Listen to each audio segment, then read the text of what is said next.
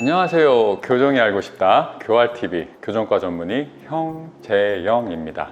이번에는 대부분의 사람들이 가지고 있는 사랑니에 대해서 얘기해 보려고 합니다. 현재 기준으로 일반적인 사람들은 사랑니라고 하면 당연히 빼야 하는 치아로만 알고 있기 때문에 그렇지 않다는 것을 설명드리려 합니다. 사랑니는 일반적으로 전체 치아 제일 뒤쪽에 위치한 제일 큰 어금니라고 보시면 됩니다.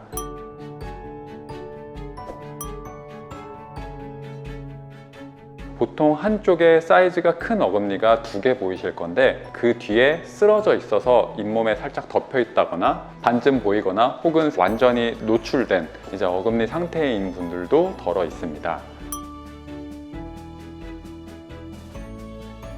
가끔 환자분들마다 정말 죽을 때까지 매복되어서 사랑니가 안 나오는 경우도 있지만 일반적으로 시간이 흐르면서 조금씩 매복된 사랑니가 보이기 시작하게 되는데 보통 30, 40대 뒤늦게 인지하는 경우도 상당 부분 있습니다. 그러다 보니 나는 사랑니가 절대 안 나올 거야 라는 막연한 생각으로 지내시다 보면 나중에 늙어서 더 큰 고통을 일으키게 됩니다.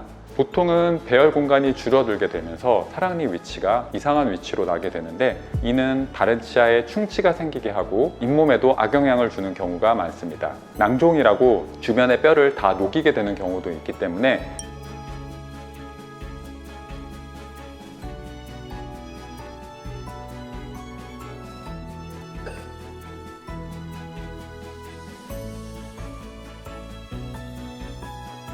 예방 차원에서 미리미리 발치하시는 게 좋습니다. 그러나 만약 교정을 생각하시는 분이라면 얘기가 달라질 수 있습니다.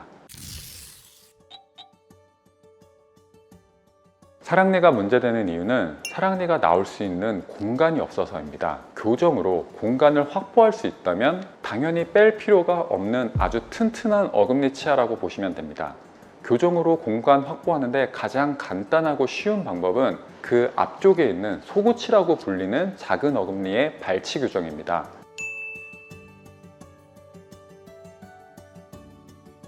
원래 배열 공간이 충분해서 잘 사용하시는 분들도 정말 일부 계시지만 요새 친구들은 대부분 공간이 부족하기 때문에 치열의 겹침이 심하고 사랑니도 맹출 공간을 찾지 못하고 쓰러지게 되는 게 일반적인 상황입니다.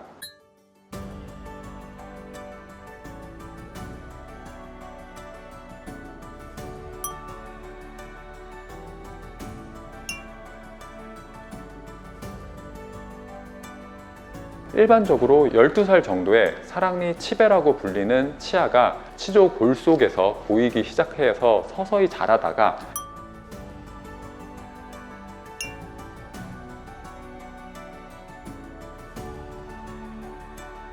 19살이나 20살 정도의 사랑니가 완전히 다 자라게 되는데 이때 치아가 입안에서 보이는 경우도 있지만 대부분 더 시간이 흐른 뒤에 보이게 됩니다. 치아를 가지런하게 하는 치열 교정의 시작 시기는 적어도 영구치열이 다 맹출하고 나서 시작하시는 게 교정의 시간을 조금이라도 줄이는 거라고 생각하시면 되는데 그게 보통 12살 정도입니다. 이 시기는 사랑니 칩의 위치가 보이고 어떤 방향으로 사랑니가 나올지 대략적으로 예측이 가능합니다. 기본적으로 특별한 이유가 없으면 사랑니는 씹히는 방향으로 맹출하게 되므로 소구치 발치로 인해 이제 공간이 충분해졌다면 사랑니는 쓰러지지 않고 정상 위치로 맹출하여 다른 어금니들과 마찬가지로 저작이 가능하고 다른 물질을 발생시키지 않습니다. 소구치 치아의 크기가 대략 7mm이면 사랑니는 9mm 이상으로 훨씬 크고 튼튼합니다.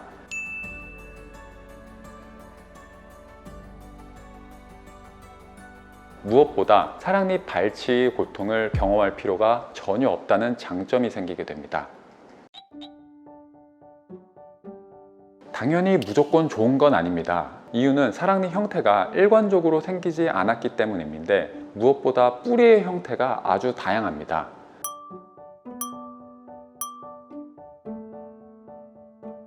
따라서 소구치 발치를 통해서 얻을 수 있는 장점이 많은 환자에 한해서 가치 있는 진료라고 생각하시면 될 것 같습니다. 치아가 너무 심하게 겹쳐 있거나 입이 너무 나와 보인다거나 하는 환자에 한해서 소구치 발치를 통해서 얻는 이익이 크다는 판단 하에 괜찮은 진단 방법이라고 보시면 되는데 요새 어린 아이들에서 앞꿈 확장 혹은 스크류 등을 통해서 비발치 교정을 많이들 진행하고 있는데, 이는 사랑니 맹출 공간을 더욱더 침범하고 있어서 추후에 사랑니가 정상적으로 되기가 어렵습니다. 추후에 사랑니 발치가 필요한 시기가 되면 발치가 더욱더 힘들어지게 되고 고통이 심해지는 상황이 되는 게 일반적입니다. 따라서 교정 전문의와 사랑니에 관해서도 상담을 충분히 하면서 교정을 진행하고 추후에 사랑니를 사용할지 혹은 언제 발치할지를 고려하시는 게 좋습니다.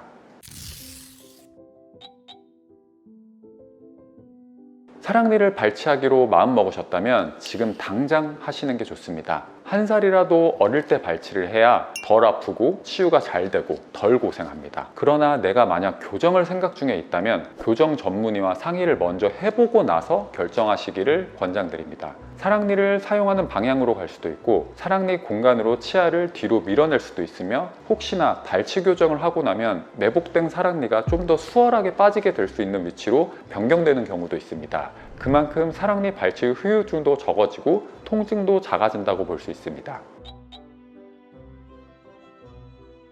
하악만 소구치, 중간 치아 발치 교정을 진행하고 하악에 사랑니가 만약 없다면 상악 위의 턱에 제일 뒤에 7번 치아라고 불리는 사랑니가 아닌 제2 대구치가 사용이 불가하게 됩니다.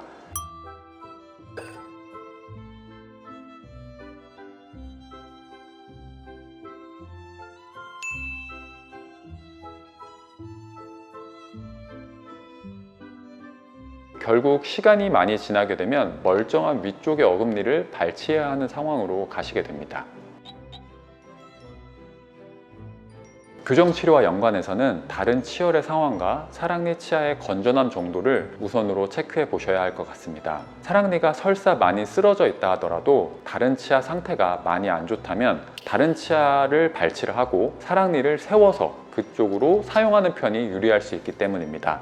심지어 사랑니를 빼서 다른 쪽에 옮겨 심는 트랜스플란테이션이라는 방법도 있지만 그거보다는 교정으로 움직여서 개선하는 게 성공 확률이 더 높습니다. 그러나 모든 치아가 전부 멀쩡하고 나는 교정 생각이 전혀 없고 사랑니가 쓰러져 있다면 미련 없이 하루빨리 뽑으시기를 추천드립니다.